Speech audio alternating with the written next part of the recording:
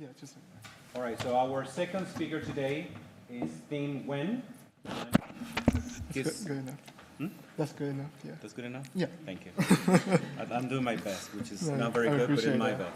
best. So he's also a CAPS fellow from the 24-25 season, and he's going to be talking about the effect of molecular hydrogen in self-shielding models of galaxy formation in cosmological simulations. So this is the other side of the web.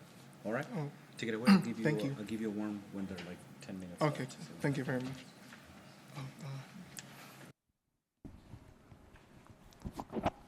Hello, can everybody hear me? Okay. Cool. Okay, so good afternoon, everyone. Morning, everyone. My name is Thinh, and I'm the third year graduate student in the astronomy department, and I'm also a CAP graduate student fellow this year. So today I will talk about my project on the effect of H2 shell shooting models on galaxy formation in cosmological simulations. Also, when I present, if you have any questions, just please interrupt me, and I'm happy to answer those. Okay, so as an introduction, I will dissect the title into 4 key points, so it's easy for everyone to follow. So I'll go over molecular hydrogen, why we care about molecular hydrogen, about a property of molecular hydrogen called shell shooting, how to model shell shooting in simulation, and I will go over my simulation that I used to analyze this. Okay, so about molecular hydrogen. So molecular hydrogen is actually a very important ingredient in astronomy and in star formation. So early in the universe, where the universe is filled with mostly atomic hydrogen, the gas can only cool down to around 10 to the 4 Kelvin. And when the gas is hot, it's harder for it to collapse, and therefore it's harder to form star.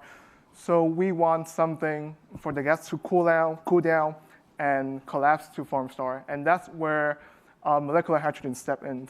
So when H2 is formed from atomic hydrogen, because H2 is a more complex molecule, it opens more energy level to absorb the kinetic energy of the gas and convert it to radiation, and therefore open more cooling channel for the gas to cool down. And with the presence of H2, it can cool the gas down to around 100 Kelvin, and therefore gas can collapse and form star more effectively. It doesn't go to the next slide. Okay, so one important property of H2 is the ability to self-shield. So here I have a little diagram / cartoon to illustrate this property better.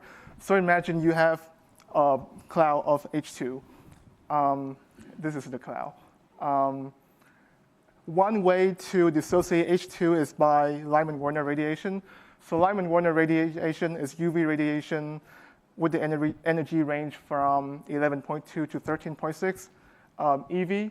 And this comes from star, when stars are born, is emit Lyman-Werner radiation. So let's assume that you have, this is not very responsive, right? Okay. I think there's something on the side. Oh, I need to stand here? Will that work? Oh, okay. So let's say we have Lyman-Werner from nearby stars, so star forming around. There's UV radiation coming in. And with Lyman-Werner radiation, it will photodissociate H2 into atomic hydrogen, into ionized molecular hydrogen, into electron, into proton. And so it would do that in the outer layer. But one interesting fact about H2 is that the formation channel of H2 also relies on these ionized molecules. So to form H2, okay, sorry. Yeah, so this is Lyman-Werner photodissociate H2. And to form H2, you actually need proton, electron, and ionized molecular hydrogen. So the photodissociation, while it destroys H2, is also in turn help more H2 to form. So the two effects kind of cancel out. And therefore, We have H2 again in the outer layer, absorbing Lyman-Werner radiation, get dissociate, form more H2, and it's just like that. So the H2 in the inner cloud get protected, and therefore star can form in the inner part of the cloud. Okay. So before going into how I model it in simulation, or people model it in simulation, let's talk about the simulation that I use to study this. So we use a high-resolution zoom-in cosmological simulation to study this effect. The volume is 13 co-moving megaparsec per h cube. And we do a zoom-in region of this volume at the last snapshot at redshift 10.8 around 11. And the redshift range is up to redshift 11. So we focus on studying this effect early in the epoch of reionization. And in this refined region, we have a fairly high resolution in terms of mass and spatial. So the dark matter mass goes down to 10 to the 4 solar mass, and the spatial resolution goes down to 3 parsec. Okay, so this will get a bit technical, so please bear with me. So this is about how people model shelf shooting. So to model shelf shooting, theorists come up with this factor. It's called shelf shooting factor. And this shelf shooting factor, or the photo dissociation rate, is proportional to this shelf shooting factor.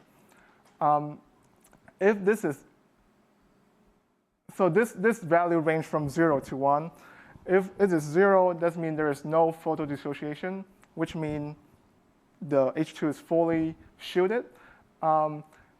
And if this is 1, that means the photo dissociation rate is not affected by shelf shooting. So we treat it as optically thin regime. Okay, so it's important to note that lower factor mean more shielding, and higher factor mean lower shielding. And this factor is a function of H2 column density, which makes sense because if you have a bigger cloud, a bigger column density, then you get more shielded. So there are two main ways to achieve or to model this in simulation. We have a better way, and a less better way. I wouldn't say it's bad, it's just less better. It's applicable to some cases, but the better way is using ray tracing. To put a simpler term, let's say you want to study, or you want to calculate the photo dissociation rate of H2 in this cell, then you will ray trace the radiation from stars in the simulation box, and along that ray, you will calculate the absorption in each gas cell that the ray passes through, and you do that for every single rays that you have in the simulation, until, and then you get the photo dissociation rate at your target cell. So this method is direction dependent because, the cloud can be very thick in this way, but thinner in this way. So this assures us to have a better calculation in terms of direction. However, in the past where we want to save more computational power, people come up with approximation. So instead of doing direction dependent, people just assume that there is a characteristic radius around this cell where you apply shelf shooting. And beyond that is optically thin, so there's no absorption. It just goes through until here, then it gets some attenuation due to H2 shelf shooting. This characteristic length is estimated by the gas density divided by the density gradient, or it tells you the length where the gas density diminishes. Yes, and then you don't need to care about what direction is it in this way because it's treated the same. So you only care about the flux here, and then you apply 1 over r squared to get here, then absorb in this region. So you calculate the shielding just using the local property of a single cell rather than caring about the other cells in the box. Okay, so the motivation, and as I said in the past, this approximation model is used pretty frequently because people, we want to save computational time in the hope that like it doesn't change the result. However, the tests are not done for bigger scale or bigger cosmological simulation scale. There has not been many work done on that part. There is work done on comparing in the local, like isolated galaxy, or in like a molecular cloud simulation, but not in cosmological simulation. So that's why we want to do this, to see if there's an effect on using the approximation model on cosmological simulation. Okay, so here are the few things that I examined in this. So gas and H2.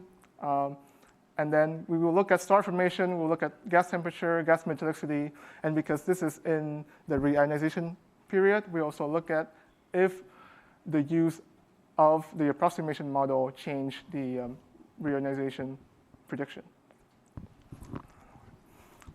Okay, so this plot is kind of busy, but it shows you on the x-axis is the shell shooting factor using the ray tracing. On the ray tracing, this is average because in ray tracing there's multiple directions, so I average them using flux-weighted average shell shooting factor. And on the y-axis is the shell shooting factor using the approximation model. Each point here is a gas cell that I selected to include in this comparison. So there are about 100, I think maybe 60, 70 gas cells that I included here. It's important to also note that lower factor, more shooting, higher, less shooting, which means there's more shooting to the bottom left of the plot. And I color-coded using the gas density. So as you can see, when the gas density goes up, then there are more, oh, my hand is shaking, sorry. There is more shielding, and therefore the factor gets lower. In the perfect world, the two models should agree. So this should line up in the x equal y axis, but you don't see that's not the case. It's only agreed to this range. At the very high density, or like above 10 to the negative 19, then we start to see the approximation model over-predict the shooting because the value is now lower in the approximation model, which means it's overprotect H2. On the other hand, in the lower density regime, then it's underestimate the shooting of H2. And I want to also thank two undergrad in our group, Varun and Susie, for helping me to get the spectra and the attenuation to calculate this plot. Okay, so let's look at the gas and H2. So in terms of the gas, we see the two models agree with each other. Each point here is a halo in the simulation, and we don't see any differences between the two models. So gas mass is the same. However, when it comes to H2, then we start to see some differences. So the top panel show the snapshot where before star form, so there's no Lyman-Werner yet, and therefore we expect it to be the same. But then when stars start to form in the box, then there's Lyman-Werner, and Lyman-Werner destroy H2 in the approximation model because, as I said, approximation model doesn't shield H2 very properly compared to the ray tracing. So you can see the red point here belongs to approximation model. The H2 fraction got decreased. And this effect is more significant in lower halo mass, because for lower halo mass, you have less dense gas, you more diffuse gas, and therefore it's more affected by the use of the model. Okay, so we expect that with H2 being fewer in lower halo mass, that will affect star formation, right? Because H2 is tied to star formation. So here I plotted the stellar mass as a function of the halo mass for, again, 3 snapshots like last time. And each point here is a halo with stars in it. So I only plotted here the halo with stars. For higher mass halo, the two models agree relatively well. So they match in terms of stellar mass.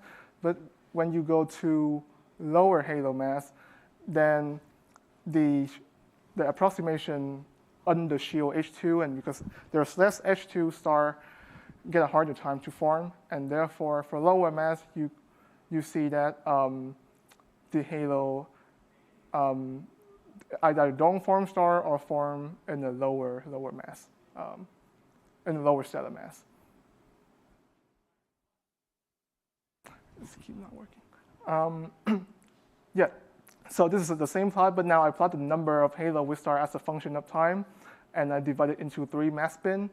And again, the message here is for higher halo mass, then the number of halo with star matches okay, reasonably okay. But then for lower, then you see that the ray tracing have more halo with stars, or star form in lower mass halo in the ray tracing.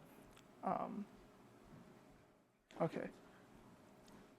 So let's now have a closer look at each halo independently. Okay, there's a video.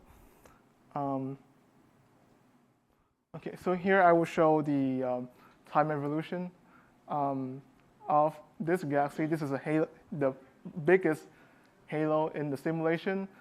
The top show the gas density projection. A second is H2 projection.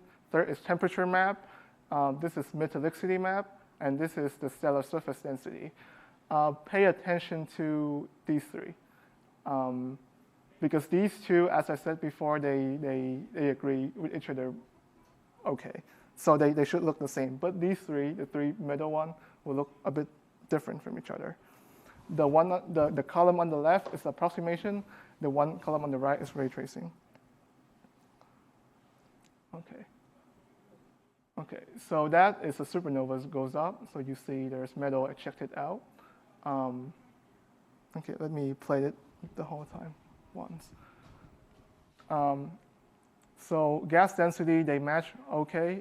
That is a halo coming in. There's a mergers right there. Yeah, that's a supernova goes up again. Okay, few things that you can notice is that, actually, this is one example.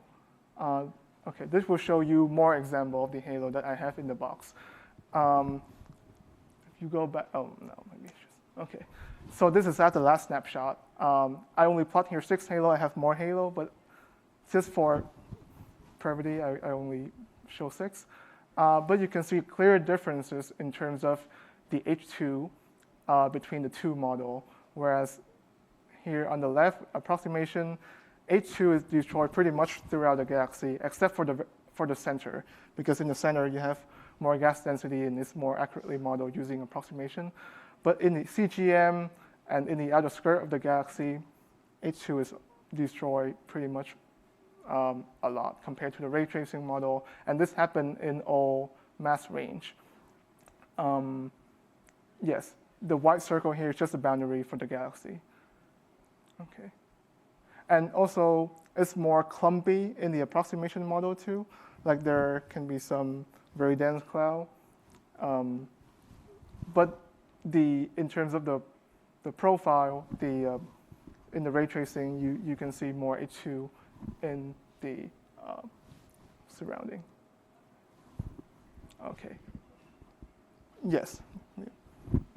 So I'm wondering, because like in some of these, I think, I'm assuming this is an adaptive mesh, right? Like the resolution's changing. So is the resolution though, like essentially where the pixels are, very similar between these 2 images? Because like I'm seeing fine feature in, one side of each of the comparisons, but not really in the other, which seems like the clumpiness you're saying, but I could also see that just being at this point, the grids were very different. Does that make any sense? Yes. There is indeed a difference in the grid size between the 2, but not much. So there's one halo that I saw in my analysis, that the gas density in a cell is very high, and then it's over shielded by the approximation. So there's like a runaway effect that is it's get more refined in that single cell compared to the equivalent, the counterpart in the ray tracing, where you don't see that refinement. So there is also that, as you said, like in some gas cells get much more refined, much more over-shielded. So there's appear the clumpy feature. Yes, that's yes. Do you use the dissociation timescale as a refinement criterion? Dissociation timescale. Yeah. I'm not familiar with. So like k-dis. Oh, k-dis. There is so k-dis in the ray tracing simulation. I cannot get that from using YT for some reason. So I'm actually in the paper. I'm trying to like recalculating that k-dis again for a fairer comparison. But right now I don't have that value for. I have that for the approximation model, but not for the ray tracing. Oh, right. I meant in the refinement criteria during the simulation. In the refinement. Typically you don't know. find on things like the gene's length, Courant timescale, and things like that. The refinement criteria is just density. Okay, it's just density? Yes. Thank you. Oh, I see. Sorry. Saoji? Yeah, a little bit following my previous question. Typically in the... Can you hear me? Yeah. Typically in the adaptive mesh refinement, there's will have some limitation that in a nearby cell, the decrease of refinement or the change of refinement cannot be more than couple of level. But in your simulation, it looks like in a nearby cell, there could have couple of refinement change. Like you can, won't that cause like artificial shock feature something?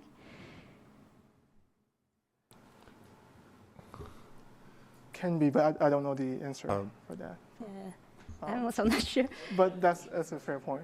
Yeah. So because in the adaptive mesh simulations, typically people will set that, okay, so from one cell to its nearby cell, the change of the refinement level cannot be more than one level or something. Is that also true in Enzo? Because here I think I see like Maybe very large change on the resolution. It's also a color bar effect, but I think Kurt has a comment too. Yeah, you're asking if you have a gigantic cell next to a small cell, then whether that causes a discontinuity. So regarding this and Liam's question, what you're seeing here is a projection, and it's not necessarily, it's on a slice, so you're not seeing big next to small, you're seeing sort of a projected average of things. And yes, Enzo has a nested system for that we're using in this case. And to Liam's question, there isn't a general, you couldn't by eye see the difference. Okay. Thank you. Okay, so let's move forward with the temperature projection plot. For the temperature, as I said, there's more H2, so the surrounding, because there's H2 help cool the gas. So you can see the cooler temperature profile in the ray tracing in most of the in the example here, except for this one, because this is where the supernova is currently going up. So there's a sudden like heating of the surrounding. Okay. In terms of metallicity, this is an interesting case also in my analysis. So you can see that for the ray tracing, there seems to be a more extended metallicity profile. The metal got more, get outside of the CGM and even to the ISM, which I will show later in the ray tracing model, whereas in the approximation model, it's more confined to the galaxy. Our hypothesis right now is that when we look at the star formation rate and supernova rate for these galaxies, we notice there's so this I only have two here because with the space I don't include more.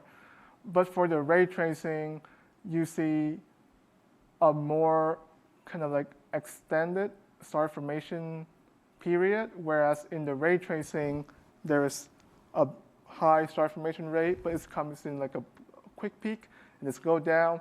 whereas ray tracing is a bit lower, but it's more extended. We look at the stellar mass, and they all agree, so I guess that's canceled out. But in terms of, because when the star formation period is longer, it means it's pushed a lot of metal out at the same time, and there's less time for mixing, and therefore you see more extended metal-rich gas. Whereas in the approximation model, there is a burst of star, a lot of metal comes out, but then there is no metal enrichment, so it's just mixing and it's get diluted. So that's our hypothesis right now. Okay, so that's case, like each case by case. Let's look at the whole box to see the general picture here. So this plot, the projection plot of the whole refined region, H2 projection, temperature projection, and metallicity. The same message still hold. H2 got destroyed in the ISM and CGM. You see it's got depleted a lot here in the approximation model. And because of that, the simulation box also get hotter. As you can see in the temperature projection map. And for the metallicity, then there are more metal contamination to the CGM and ISM in the ray tracing. And if you use the approximation model, you may underpredict the amount of metal-rich gas in the ISM. Last but not least, because approximation model affect temperature, so we expected it will also affect the neutral hydrogen fraction, which is a variable we use to quantify reionization. So reionization period start when this fraction get below 1, and reionization can complete when this is slow to 0, which means most of the neutral hydrogen in the universe get ionized. And you can see for the approximation model, the universe, because this is hotter, it get ionized much more effectively compared to the ray tracing. And if you plot the time evolution of this, then you will see in the approximation model, the timing of the reionization proceed faster, like it go down very fast. Like by the end of the simulation, almost 30% of the neutral hydrogen in the approximation model get reionized, whereas in the ray tracing, you only see like 5%. There is a caveat here. So this is zoom-in simulation, so this is not the average of the whole universe. So let's say if you have like big box like TNG, then you will get this values better. But this is a zoom-in simulation, so this value take this a grain of salt, but the trend is clear here that you see approximation speed up reionization. And that's the end of my talk, and I would like to thank NCSA and CAPS again for providing me the money and the computational resources to do this work. Thank you.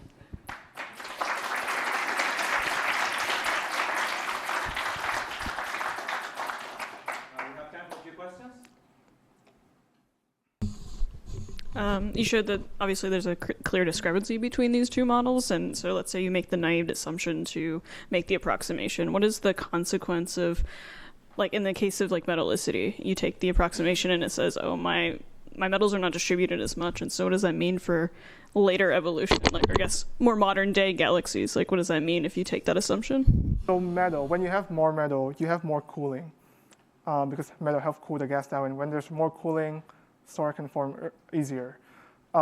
So if we proceed, or if we run this simulation to later time, then we will expect with more metal, the ray tracing will form more stars compared to the approximation model. That's our prediction. Yes. Thank you. Alex? Yeah, thanks for the really nice talk. So do you have a sense of why the approximation doesn't work? Sort of naively, I would think maybe it's something like the reaction rate with the Lyman-Werner photons is like not linear with density, but do you have, is that true, or do you have a sense of why you can't use the approximation? I think the reason the reason it doesn't quite work is that it's because so first of all, it's not direction dependent, so it doesn't capture the shooting in all direction properly. It's just used a local property to kind of come up with the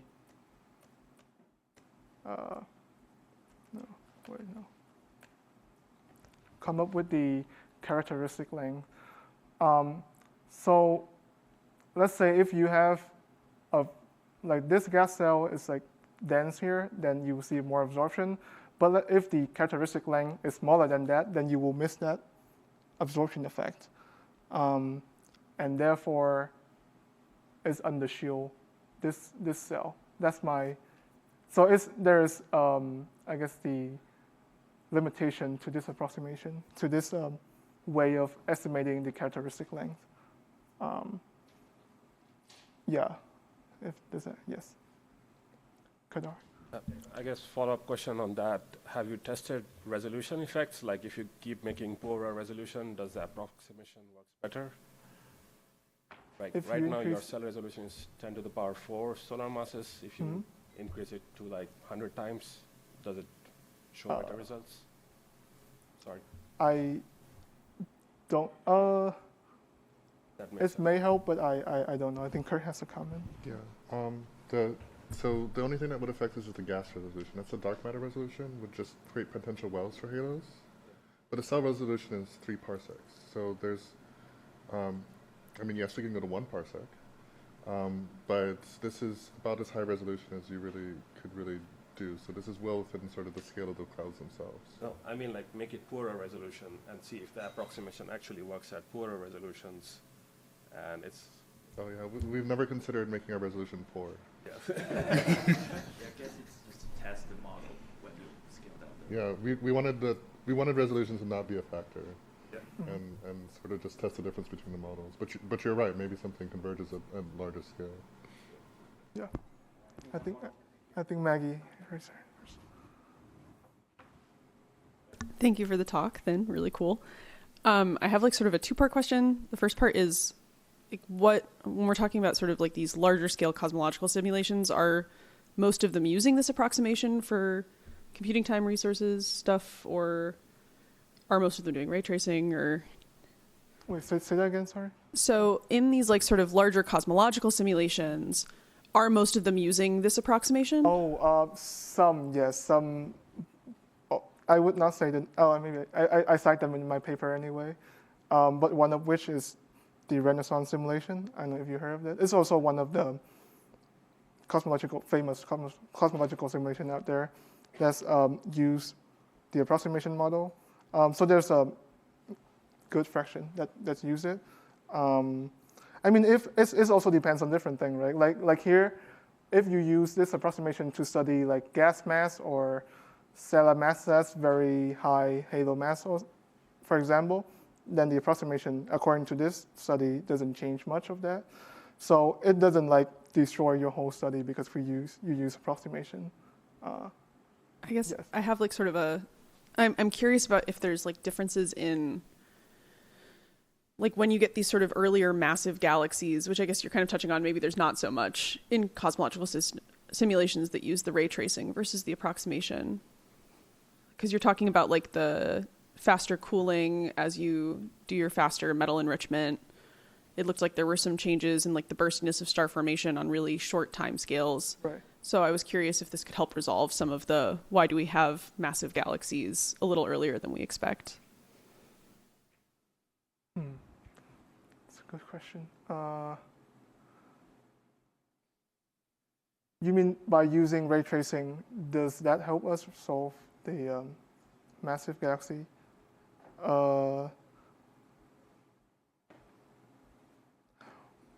Well, I don't know. I don't know. Sorry. Also, in order to do that, we also need a bigger box to see the population better, not just like a few galaxies, but yeah. One Thanks. Yes, wondering for the same resolution, how more expensive is this method compared to the previous method? Oh, okay. So this is a tricky question. Expensive. So this, let's see. We just looked at the number yesterday, but do you know, Kurt? Like like we used for the approximation model. What, the run times? The core hours. We run it in a week, I think. No, I mean this took like a week and a half to run these zoom-in simulations. No, we didn't. I don't think we have a number for the difference right now. But in terms of the timing, it's also difficult to compare because we ran this simulation in different time with different numbers of cores, so we different cannot systems. do a time comparison, unfortunately. But we're pretty sure that using approximation decreases the time. Yeah, but just like an order of magnitude, it's like 3 times more expensive, 10 times, 100 times. 3 times. Like, No, no. it's in the same order of magnitude. Yeah. Let's thank all of the speakers once more.